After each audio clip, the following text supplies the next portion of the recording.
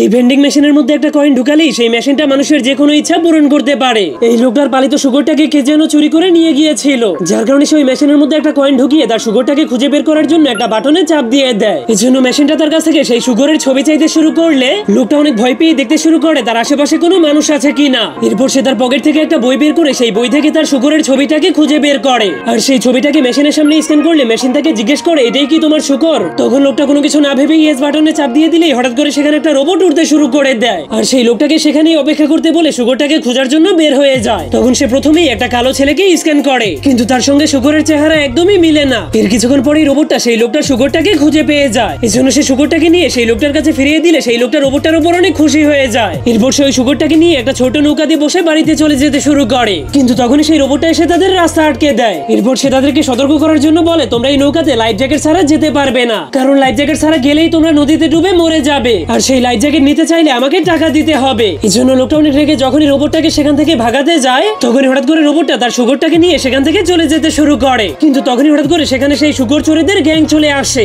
এরপর একজন চোর শুকরটাকে আবারও চুরি করার জন্য সেই রোবটটার উপরে গুলি করে দেয়, কিন্তু সে ভুল করে শুকরটার উপরে গুলি করে দেওয়ার কারণে শুকরটা ঘায়েল হয়ে পানির মধ্যে পড়ে যায়। এই জন্য সে অনেক রেগে সেই রোবটটার উপরে গুলি করে দিলে রোবটটা আগুন ধরে যায়, যার কারণে সেই লোকটার হাতও আগুনে চলে যাওয়ার কারণে সেই লোকটা প্রচন্ড রেগে চোরের উপরে ঢিল মেরে দেয়। এই জন্য যখনই চোর বুঝতে পারে সে ওই লোকটা শুকরটাকে মেরে ফেলেছে তখন সে চুপচাপ সেখান থেকে পালিয়ে যায়। ঠিক তখনই সেই শুকরের মালিক জানতে পারে তার শুকরটা এখনো মরেনি, শুধুমাত্র তার দুইটা পা ভেঙে গিয়েছে। এই জন্য তার শুকরটার এত খারাপ অবস্থা দেখে সেই লোকটার মনটা অনেক খারাপ হয়ে যায়, যার কারণে সে ভাবতে শুরু করে যদি তার কাছে টাকা থাকতো তাহলে সে ওই টাকা দিয়ে সেই ইচ্ছা পূরণের মেশিনের মাধ্যমে তার পুড়ে যাওয়া হাত এবং তার শুকরের ভেঙে যাওয়া পাগুলোকে ঠিক করে নিত। কিন্তু তখনই হঠাৎ করে সেই ভেঙে যাওয়া রোবটের ভিতর থেকে অনেকগুলো টাকা বের হয়ে আসে, যা পাওয়ার পর লোকটা অনেক খুশি হয়ে সেই টাকাগুলোকে নিয়ে সেই ইচ্ছা পূরণ করার ভেন্ডিং মেশিনের কাছে চলে যায়। এরপর মেশিনের টাকা দিয়ে তার হাতটাকে সেই মেশিনের মধ্যে ঢুকালেই তার হাতটা 1 সেকেন্ডের মধ্যেই ঠিক হয়ে যায়। কিন্তু সে যখনই তার শুকরের পাগুলোকে ঠিক করার জন্য তার পাগুলোকে মেশিনের মধ্যে ঢুকায় তখন তার সামনের দুইটা পা মানুষের হাতে পরিণত হয়ে যায়।